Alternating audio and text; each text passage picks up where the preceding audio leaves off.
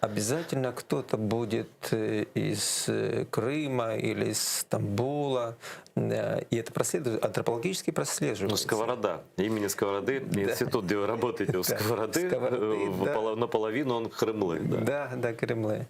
И это прослеживается антропологически. Пожалуйста, вылейте скулы. Да, это всегда признак того, что присутствие тюркского элемента есть. И, знаете, тогда исторически в степи вообще отличить казака от Кремлы практически было невозможно. Оружие одинаковое, одежда Образ. одинаковая, да. Конечно, да. И круглолицость, вот эти все черты, засмаглость, так сказать, загорелась и понимание степи, чувствовать степь. Это была их степь, да? Вот, это была их степь. Ведь границ не было фактически. Это была их степь, это не граница, это был фронтир в определенной степени, но фронтир он отличается от границы тем, что он взаимодействует, он дышит, в нем есть дыхание.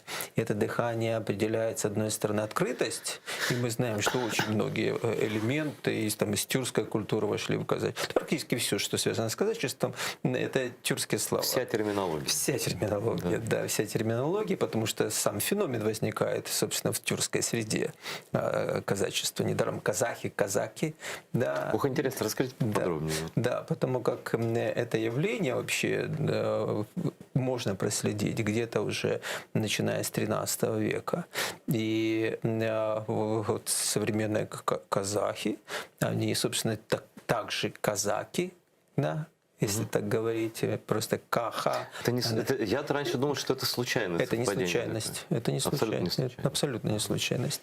То есть это, я бы сказал, тот элемент степной культуры в виде таких мужских союзов, которые брали на себя две функции. Одна функция — это охрана чего-то, да, какой-то передовой отряд, а с другой стороны это грабеж.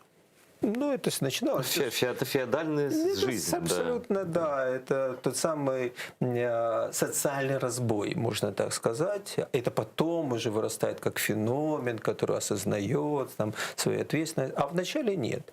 И потом, естественно, в силу своей открытости, если так посмотреть на устройство той же Запорожской сечи, где-то этнические украинцы, об этом, кстати, и Плохий пишет, где-то примерно 60% это украинский компонент, а 40% это пришлые. Начиная от Литвы до Крымского ханства, там были и турки, там были и шотландцы, там были испанцы, там были люди. Даже так? Конечно, потому что это требует определенного такого устройства психики людей, которые можно назвать современным языком авантюристы. А можно назвать их сухопутными пиратами? Ну, пираты немножко другое, хотя в начальном, образ жизни похож был. В начальном моменте оно может совпадать, хотя пиратство немножко другое, хотя есть те элементы, которые... Авантюрист вообще слово «аванты». Идти вперед. То есть те, кто выдвигается на такой фронтир, вот все ищут в этом фронтире тот необходимый адреналин, чтобы осознать свою особенность. Игорь, если бы не эти люди, не было бы Америки, не было бы Австралии, и не было бы вообще абсолютно. ничего. Да. Возникает рыцарство, например, в Европе, или, предположим, самурайство в Японии. Да, это люди, которые так или иначе идут на такой фронтир. Активная часть общества, давайте по сегодняшнему скажем.